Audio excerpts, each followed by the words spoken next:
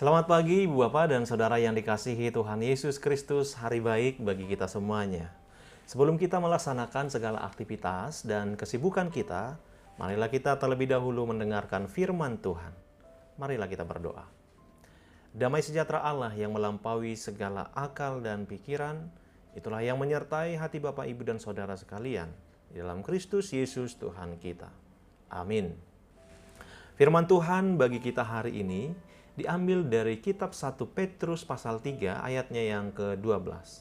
Demikianlah sabda Allah. Sebab mata Tuhan tertuju kepada orang-orang benar, dan telinganya kepada permohonan mereka yang minta tolong. Tetapi wajah Tuhan menentang orang-orang yang berbuat jahat. Demikian firman Tuhan. Tuhan memandang orang benar dan menentang orang jahat. Ibu Bapak dan Saudara yang dikasihi Tuhan Yesus Kristus, benar atau tidak namun masuk akal juga, katanya bagi seorang guru ada dua murid yang paling dikenal, yaitu murid yang pintar dan murid yang nakal. Anak yang pintar ini akan selalu diingat karena sering dibuat menjadi contoh, bahkan sering diberi tugas untuk lomba dan membawa harum nama sekolah. Namanya pun akan selalu diingat sekalipun sudah bertahun-tahun meninggalkan sekolah tersebut. Sementara murid yang nakal akan dikenang bukan karena prestasinya, namun karena bagaimana usaha guru menghadapi kenakalannya. Sang guru mengenang namanya karena sering buat onar, buat ribut, laporan atas keluhan anak-anak yang lain, memanggil orang tua dan perbuatan lainnya yang harus dijalaninya dengan tabah. Tentu dengan urusan demikian, pasti guru akan mengenang namanya dan sebagai pendidik berharap juga kelak dia akan berubah dan menjadi orang baik.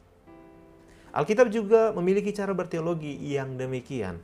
Ada kelebihan orang baik dan ada juga berbagai peringatan-peringatan atas orang fasik.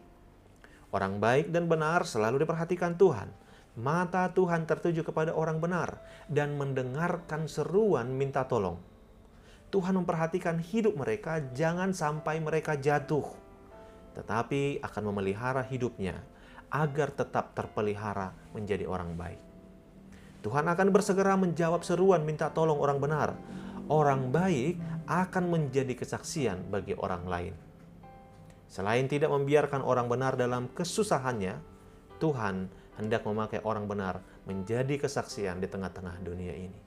Tuhan memberikan hidup mereka menjadi contoh bagi setiap orang yang melihatnya.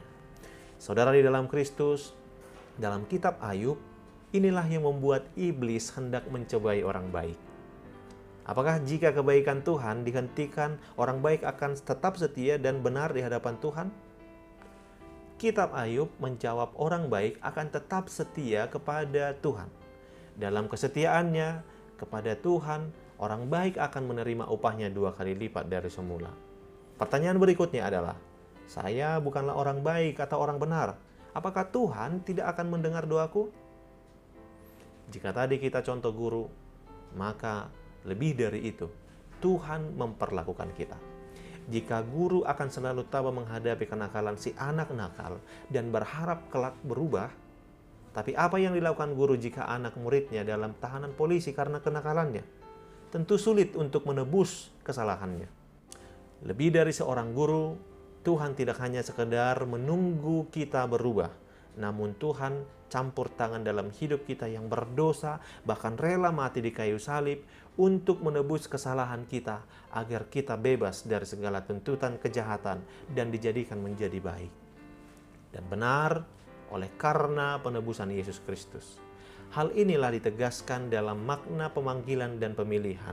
Yohanes 16 ayat 15. Kita bukanlah orang baik dan benar sebelum mengenal Kristus, tetapi Tuhan telah menjadikan kita orang baik dan dibenarkan. Itulah yang membuat mata Tuhan tertuju kepada kita dan telinganya selalu mendengar jeritan minta tolong dari kita karena kita adalah orang berdosa yang telah dibenarkannya. Saudara yang dikasihi Tuhan, inilah indahnya hidup orang beriman. Tuhan tak pernah meninggalkan kita walau sekejap pun. Tuhan itu baik dan terus memperhatikan hidup kita sehari-hari.